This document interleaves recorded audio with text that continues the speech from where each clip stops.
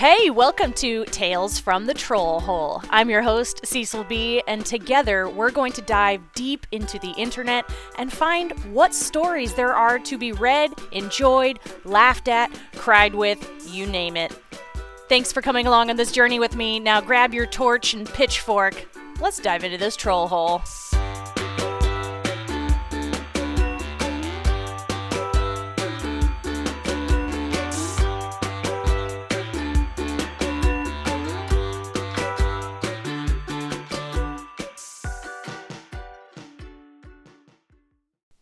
Welcome to episode 2 of Tales from the Troll Hole. I'm your host, Cecil B.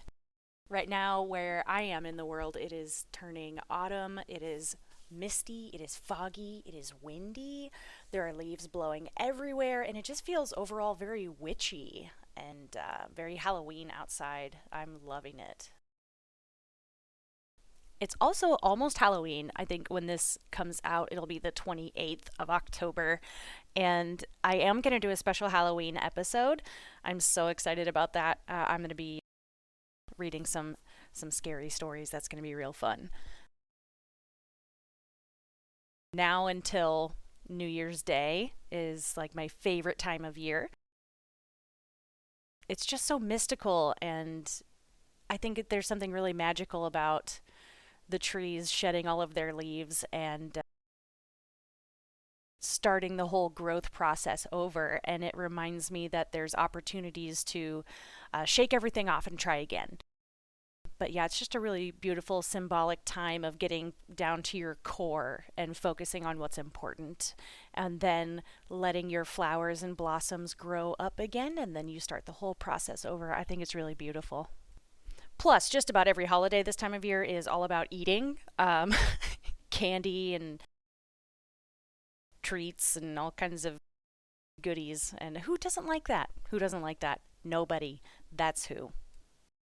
All right, so today's episode is all about pets, funny stories about people's pets.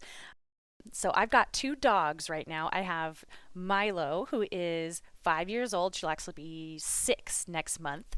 But she is a Chihuahua and we believe Jack Russell Terrier mix. And we got her when she was 5 months old.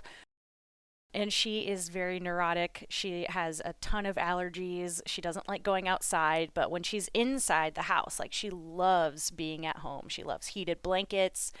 She gets the zoomies and chases around her little pink tennis ball. She's actually curled up with her pink tennis ball right now. She likes to sleep under the blankies. She's just such a funny little ball of energy. And then we have Murph. Now, Murph is 9 years old. And he is a mystery mix of terrier. We're not quite sure. But he also has his own little neuroses, as most rescue animals do. He'll eat anything. Anything at all. He's got some serious dog pica going on. I'm pretty sure he's eaten just about anything that's not nailed down. We've had a few trips to the vet for his tummy after he's eaten things he shouldn't have. He can't help it. He's just a little guy, you know? We love them so much. They're so terrific, even though Murph screams at the top of his lungs when he hears anything like ice settling in the fridge or a car door closing. But he's just being a good guard dog, you know? He's keeping the home safe, and darn it, I appreciate it. Murph also loves every person he has ever met. As soon as he sees a person, he wants to be your best friend forever, and it has to start right now. And by the way, do you have a treat? I have had just about every kind of pet you can have when I was growing up and all through my life. You'll hear stories of them peppered throughout. I mean, we're talking fish, birds, hamsters, gerbils, rats, mice. I never got to have a snake or a turtle or a frog. My mom did not allow those in the house. Mother, if you're listening, I can't believe you did that to me. I love reptiles so much. I just saw a frog today, in fact. I know they're not a reptile, that's an amphibian. I know that, just so that you know that I know. Everybody knows. It's such a rare treat to see a frog, because frogs are like, they're not from this planet. I know that. They're the aliens for sure, because they're way too cool. They are way too cool to ever have been a part of this planet. Like, You've got to be kidding. I mean, you look at, first of all, they are in eggs. Hilarious, first of all. Anything involving an egg, terrific.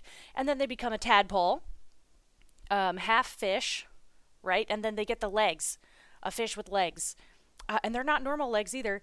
They look oddly muscular because they're going to be frog legs eventually, but they're not yet. They're tadpole polywog situations. And then, of course, it turns into a frog. Get the fuck out of here.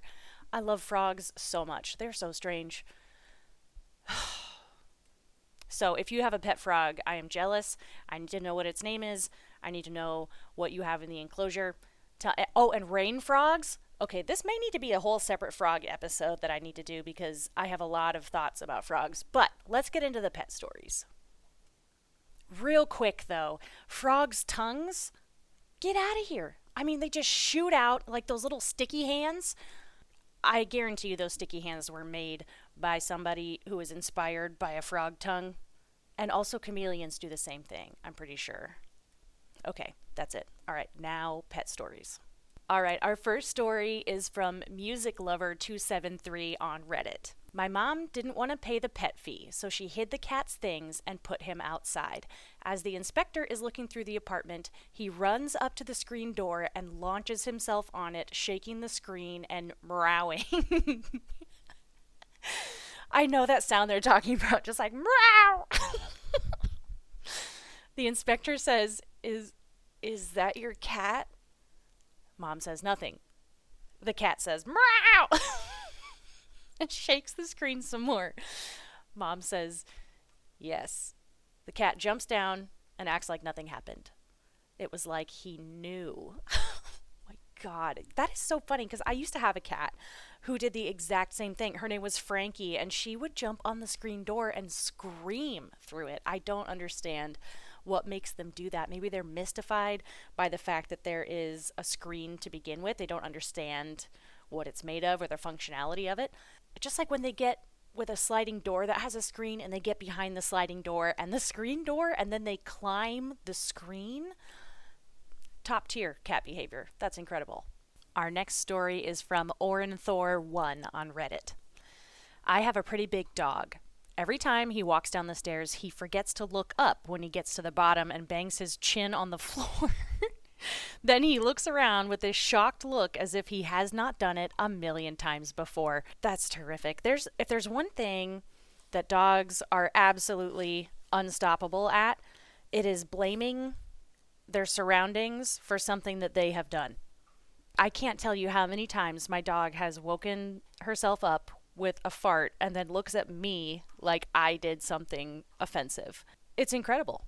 Okay, also frogs breathe through their skin, and there's the poison ones. I mean, just the tiniest little drippity drip drop of poison is enough to kill like 100 people. I ask you again, why are frogs real? I will never understand it. You could explain it to me right to my face using all of the correct scientific jargon, and I'd be like, I don't believe you. But I would believe you, but it would just be so mind-boggling that my brain can't contain the information. Okay, our next story comes from, I don't know how to say this, DVORJK, Dvork, on Reddit. Once my gerbil got stuck in an infinite loop. I was feeding her sunflower seeds out of my hand, and she was grabbing them to hoard for later. She'd pick up 3, reach for a 4th, and drop one of the first 3. Then she'd notice that she just dropped one, go for it, and drop one of the seeds she was holding. She'd notice that one, and so on, ad infinitum. Oh my gosh, the comment right underneath it is, your gerbil is Gus Gus from Cinderella. That is so funny. Like when he's in the courtyard picking up all the corn. That is so cute. I love gerbils so much. They're so fantastic. When their cheeks are full of stuff, get right out of town. Oh, I've been watching those videos of people who make little tiny baby food for their gerbils and hamsters, and they have like these little tiny kitchen setups where they'll put, of course they're going to make stuff that's like actually safe for them, so they'll make a tiny little quote unquote burrito that has things in it that they can have. It is just the best thing. Or a cake, or like I saw someone make a little 4th of July feast and it was all like decorated. And I miss Jenna Marbles too. She used to have a hamster named Ad. Man, she really went all out. Her and Julian both went all out for that little hammy ham. He was so cute. This next story is the shortest one I have ever read.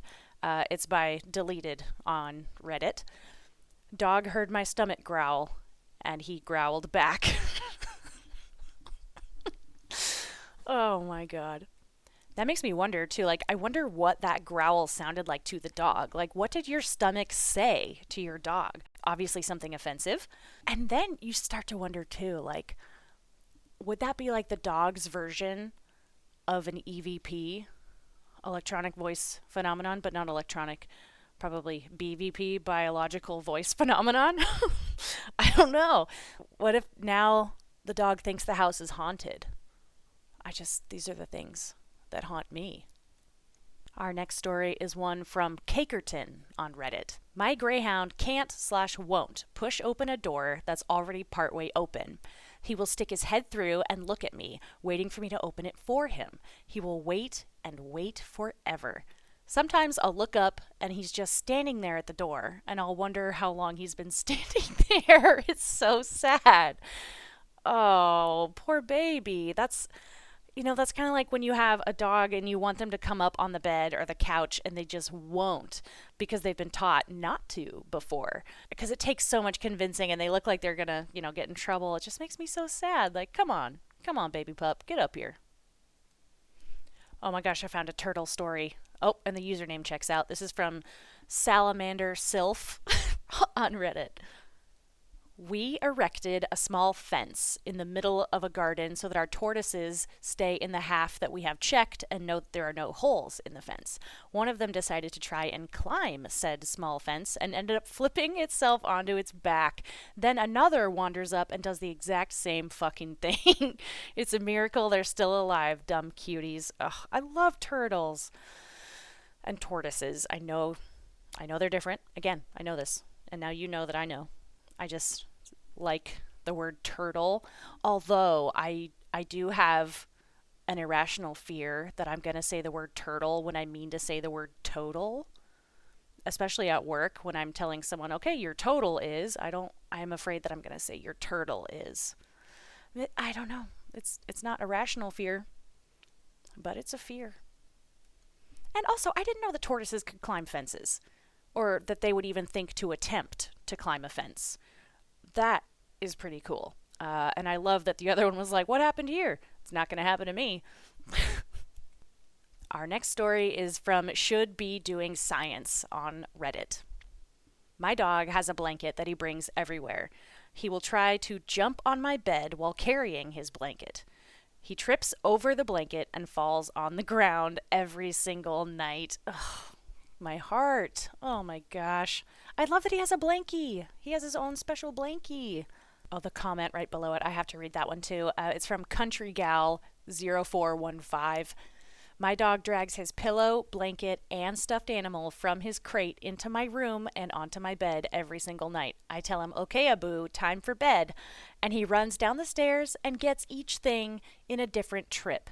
It's adorable. Dogs are awesome. That is adorable. And they are awesome, Country Gal. Thank you. Everybody else under that thread is demanding a video, and hopefully Country Gal had put it up somewhere for people to enjoy, because that sounds like heartwarming eye bleach if I ever thought of it. Our next story is from a fantastic username, Potato is a Fruit. We had a really stupid Irish setter when I was growing up that would get out of the house periodically. She loved to run, so catching her once she was out was tough. My boyfriend, now husband, came over one day and my mom was panicked because the dog had gotten out. She asked him to help catch her. Now, he knew that the dog had a reputation for being really stupid. She had once hit a full-out point for a sprinkler. He chased her for a few blocks, but every time he would get close, she would move 10 feet away, sit down, and dog laugh at him. So he turned around and started walking backward toward her. He said he could see her reflected in his sunglasses, tilting her head one way and then the other, trying to figure out what was going on. As soon as he got to her, reached right down and grabbed her collar. Setters are such airheads. Oh my God. I'm curious as to what the dog laugh was. Because I don't know if it's just like the sassy tail wag that is like involving much of the body, but not like an all out, like, I'm so ecstatic wag. You know what I mean? It's like a sassy little mini wag. And I gotta say, the head tilt back and forth, like when they're confused, is a 100% top tier dog experience. Like, it's my favorite thing that they do almost, besides everything else that they do. This story is also from Reddit, and it comes to us from Secondary Walrus. One of my cats is a wonderful idiot. He can only learn to do something if he's seen our other cat do it at least 50 times first. For example, he seemed to think that a 2-foot-high baby gate had made a doorway completely impassable, despite the fact that he could easily jump 5 feet in the air if he wants. The first time he saw our other cat on the other side of it, he tried to walk through the gate instead of jumping over it and crashed into the clear plastic. Oh, sweet angel. That kind of stuff is so funny to me because everybody thinks that cats are just so smart all the time, but they vary just as much as dogs do, I think. But maybe there's more smart cats than there are smart dogs. I don't know. Maybe you can argue amongst the comments if you agree or not, but I think in general cats are smarter, but when they are stupid, they are very, very, very stupid. In the most beautiful, wonderful, perfect, sweet baby angel way, of course. Our next story is from Caballere. Caballere. My apologies. It's from Reddit. My kitten almost killed himself once a day for the first 5 days I had him. He seemed to have a death wish. His behavior was incredibly impulsive, and he had no concept of self-preservation. The first day, he jumped on the lid of my open banjo case, which wobbled and then slammed shut, locking him inside and nearly amputating the tip of his tail. Oh, poor baby. I mean, by mere millimeters he missed it. Luckily, I was there to witness, or he may have been locked away for who knows how long. The next day, he climbed up on the inside of a table lamp, clasping the bulb, and shoved his head out through the small opening at the top, which immediately got stuck. Oh, God. The lamp, of course, tumbled off the table, falling about 3 feet, landing him right on his head on the hardwood floor. My God. The third day, he was in the bathroom with me and took a running jump into the flushing toilet. Get out of town. This poor cat. He was 8 weeks old and tiny, and I just barely caught him by his back legs. He was in an expertly crafted Olympic dive position, perfectly streamlined as if to make himself as small as possible. He literally would have been flushed away. On the fourth day, he took a carefully planned running jump off the top of the stairs. He sat there, thought about it, posed ready for it, and then ran as fast as he could. He tumbled head over heels 2 or 3 times down the flight and landed on his head again. This cat, I swear, see, this is what I'm talking about. When cats are super, super smart, they deserve Nobel Prizes for physics. And then there's this kind of cat. Last heart palpitation-inducing incident was on the 5th day when I brought him over to my parents' house. Oh, don't take him to a second location. My mom was giving him some food from their freezer, which was from one of those fancy fridges with the pull-out freezer in the bottom. She rolls it out, gives me the stuff, and then shoves it closed. A minute later, I realize my kitten is missing, and we are desperately searching for him, hearing mews coming from the fridge. Somehow, in the 10 seconds that she had pulled the freezer drawer out, he had crawled underneath the drawer and finagled himself into the space between the freezer and the fridge itself. I had to reach up underneath the drawer to pull him out through the small space, kind of like how the door in the vending machine works. Once you open the drawer, that space is blocked, if that makes sense. So I had to jam my hand in there and was wildly trying to grab him. I ended up yanking him out by one of his front legs, which was not fun for either of us. He was ice cold. This was all within the first 5 days. Oh, there's a picture. Oh my God. He's like a stripy, like grayish sort of little tabby. Oh my God. Of course, you look at him and the lights are on and there's nobody home. And the lights are flickering, perhaps. Maybe it's not a light so much as it is a candle. Or maybe even a firefly, perhaps. Oh, he is so cute though. All right, this next one is from L. Dockert on Reddit. The cats knocked over my wife's tarantula tank in the middle of the night. We found the tank the next morning with the top popped off in the middle of the floor and no spider in sight. Luckily, none of the cats got bit, and we found the little guy living happily beneath the dryer 3 months later and returned him to his tank. Oh my God. Listen, I love that people love spiders and want to have them as pets. I think that that's really cool. Um, and I think that if I can see them first, I don't mind if there's a spider. Like if there's a big spider and like I know it's there and it knows that I know it's there, that's fine. But if I just randomly like shake out a blanket and find a huntsman, I mean, I'm not going to kill it. I'm just going to like put it outside, but I'm not going to be happy about it. Although I have heard that if you find a spider inside and you put it outside, it's probably going to die, which makes me really, really sad. Also, every spider that I find is named Steve. I named them all Steve.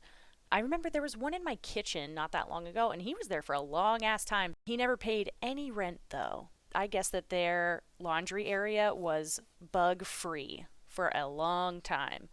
But what a fun vacation for that little spider. He was probably feeling like Frodo in Lord of the Rings, just off on a grand adventure. Also, he was probably so warm under the dryer. That's pretty fun. This next one is also from a username who is deleted, but it's from Reddit. Over the years, I've had a number of different animals: horses, cows, dogs, cats, and a rabbit once for a few days.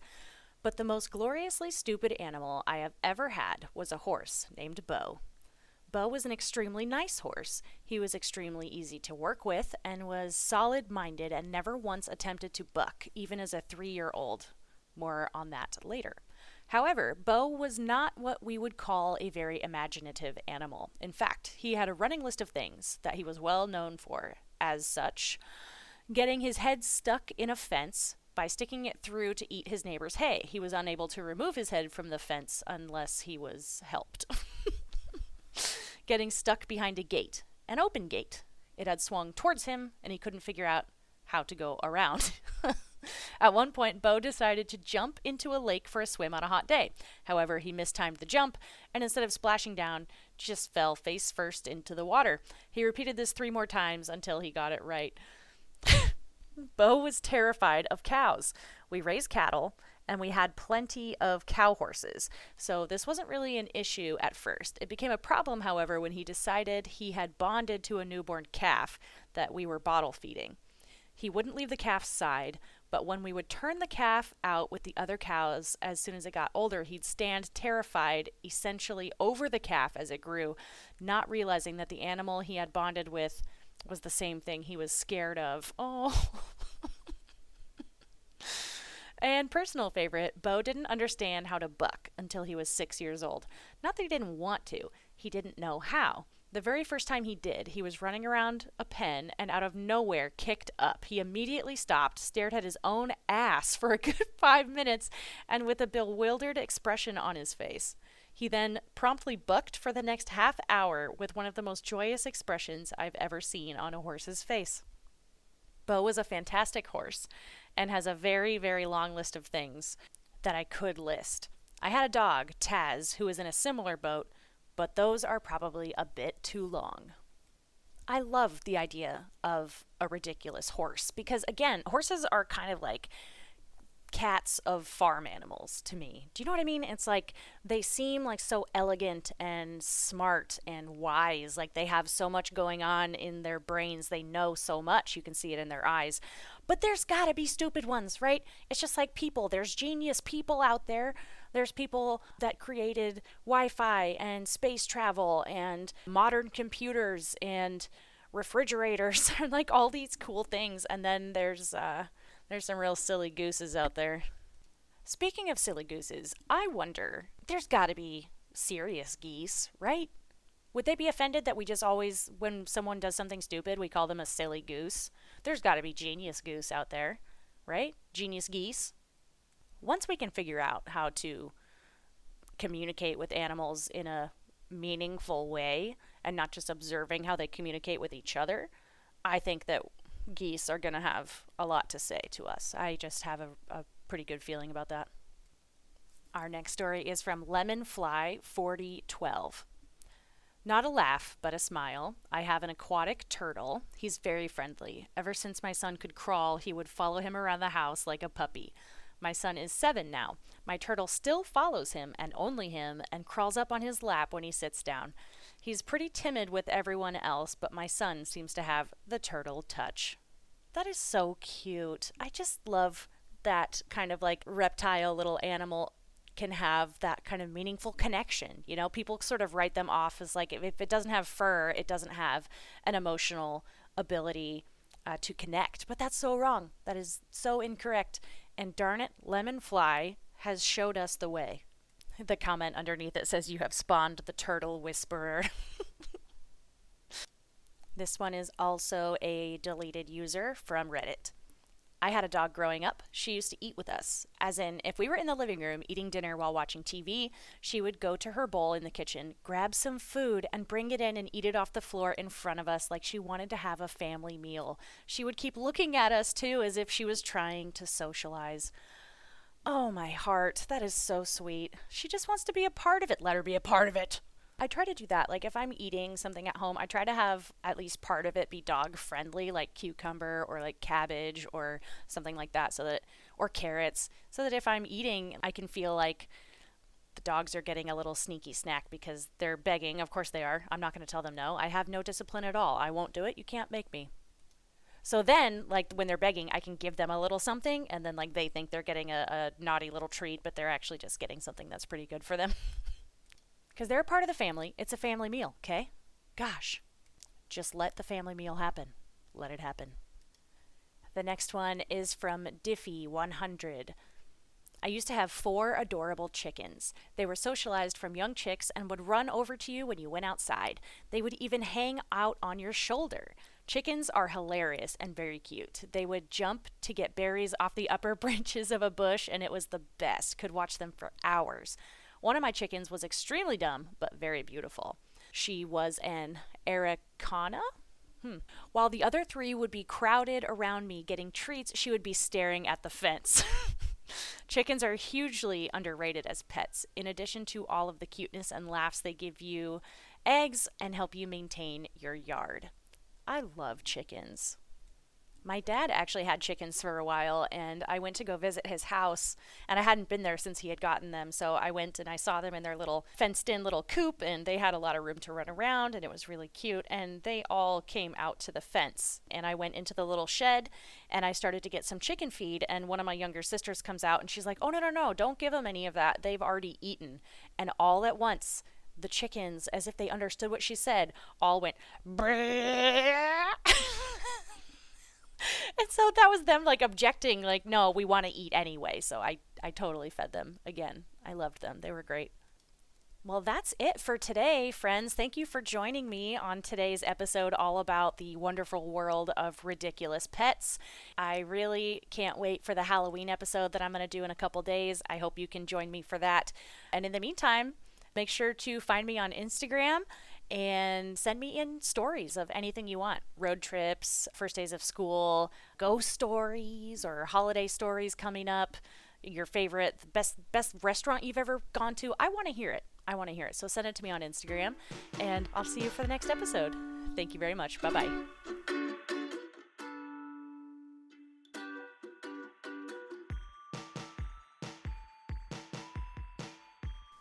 Thank you so much for listening to Tales from the Troll Hole. I'm your host, Cecil B., and this show is produced by me.